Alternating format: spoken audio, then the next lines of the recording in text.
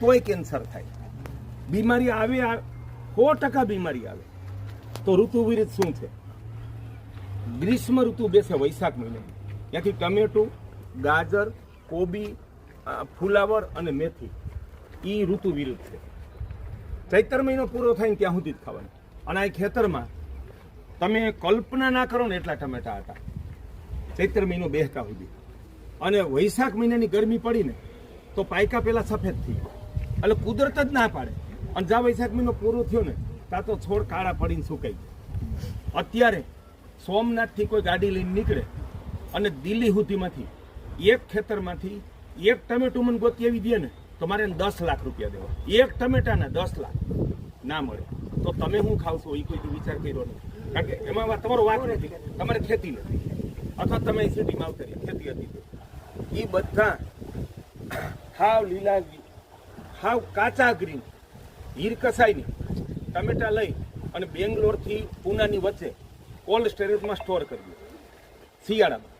પછી ભયાનક કેમિકલ નાખી અને પેટી ખોલી કોલ્ડ સ્ટોરેજ કાઢી પેટીમાં નાખી કેમિકલ નાખીને પેક કરે. એ પેટી રાજકોટ ખુલે ને ત્યાં લાલ રંગના ટમેટા હોય, અમદાવાદ ખુલે તો લાલ રંગના હોય, દિલ્હી ખુલે તો લાલ રંગના હોય, મુંબઈ ખુલે તો લાલ રંગના હોય. દમણિયા સાહેબે મને એમ કીધું કે ટમેટું થાય જ નહીં ચોમાસામાં, પણ માન્યો ઓર્ગેનિક છે તોય કેન્સર કરે. ગાજર કેન્સરની દવા છે પણ ચોમાસામાં ખાવ તો કેન્સર કરે.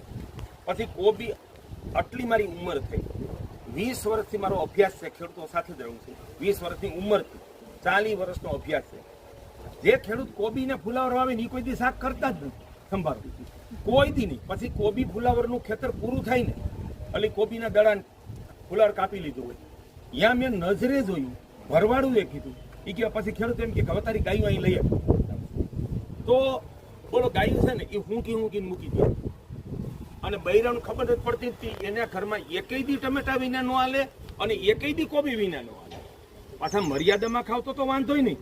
તમે જીવન સ્ટાઇલ જ એવી કરી નાખી એટલે આ ચારવાના નહીં ખાવાના. હવે મેથીનો વિકલ્પ દો, હરગવો, એટલે તમને ઉભા રાખ્યા. આ હરગવાના પાન અને વા અળવી. અળવી માથે જંતુ અમે નાનપણથી અત્યાર સુધી જોયું જ નહીં. તમે આખું વીસીને બજારમાંથી અળવી લઈ આવો, એમાં દવા હોય નહીં, હોય જ નહીં. તમને બજારમાંથી હાવ દવા વગરની ચીજ મળતી હોય ને તો કાચું પપૈયું, અળવીના પાન, સરગવો અને ગાજર, બરોબર છે, અને કોળું. આને દવા છાંટવી જ નથી પડતી, ગમે અહીંયાથી લ્યો. અહીં મારા ખેતરમાંથી લઈ જાવ તોય ઓર્ગેનિક, હે, અને સુરણ એ ઓર્ગેનિક હોય. અને સુરણ